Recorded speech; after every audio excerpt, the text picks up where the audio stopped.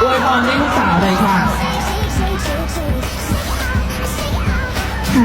ขอพระเมตตาขอพระบารมีบารมีบารมีมาสมเด็จพระเจ้าองค์สมเด็จพระเจ้าองค์สมเด็จองค์ปฐมเป็นประธานพระเจ้าพระเจ้าพระเจ้าพระเจ้าเป็นองค์พระอรหันต์เป็นพระองค์ขอได้โปรดประทานพรให้ลูกโรชาจันทร์พิมพ์นะ